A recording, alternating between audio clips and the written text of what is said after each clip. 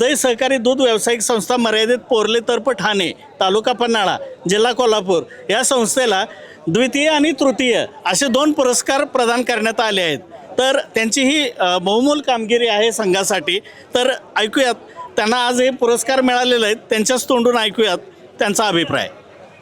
गेले 2 वर्ष झाले आमच्या उदय दूध संस्थेचा नंबर येत आहे। ह्या नंबरा पाठीमागं तर आमच्या दूध उत्पादक आणि सभासदांचं बहुत लय मोठं दूध घालून सहकार्य केलं तिने आणि दूध संघानं सुद्धा आम्हाला नंबर सलग 2 ते 3 वर्षाला आमचा 2-3 नंबर बसतोय। त्याबद्दल त्यांचं बी अभिनंदन करतो। धन्यवाद। श्री महालक्ष्मी महिला सहकारी दूध व्यावसायिक संस्था मर्यादित चुये यांनी सलग 25 वर्ष हा पुरस्कार घेत आहेत। या 25 वर्षामध्ये त्यांनी नेहमी पहिलाच क्रमांक घेतलेला आहे। तर त्यांना हा आज पुरस्कार मिळाला आहे, त्यांचं अभिनंदन। आणि ऐकूयात त्यांच्या प्रतिक्रिया, अभिप्राय काय आहे ते ऐकूयात। झाली आम्ही महिला डेअरी काढलेली आहे।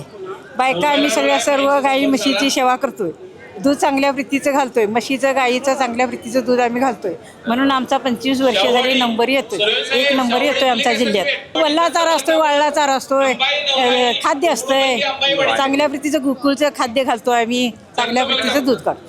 धन्यवाद। श्रीराम सहकारी दूध व्यावसायिक संस्था मर्यादित आनंदनगर चोये तालुका करवीर यामधली ही एक दूध संकलन संस्था आहे। यांनी म्हैस आणि गाय यामध्ये जास्तीत जास्त दूध पुरवठा केलेला आहे। तर त्यांचा अभिप्राय, त्यांना आज बक्षीस मिळालेलं आहे।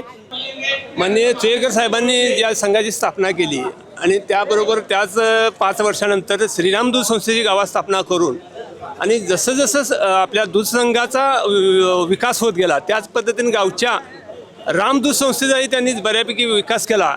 तर जिल्ह्यात अशी एक एकमेव संस्था आहे की ज्या संस्थेकडं आज 29 एकर 28 गुंठे मालकीची जमीन आहे आणि त्या जमिनीतून आमच्या दूध उत्पादक सभासदांना वैरणीचा पुरवठा जो केला जातो त्या जमिनीतून केला जातो, ही अभिमानास्पद गोष्ट आहे। आणि ज्या पद्धतीने जिल्ह्यामध्ये जे दूध दर फरक वाटले जातात त्यांचा आजपर्यंत आमचा आहे की आमचा चढता आलेख कायम राहिलेला आहे।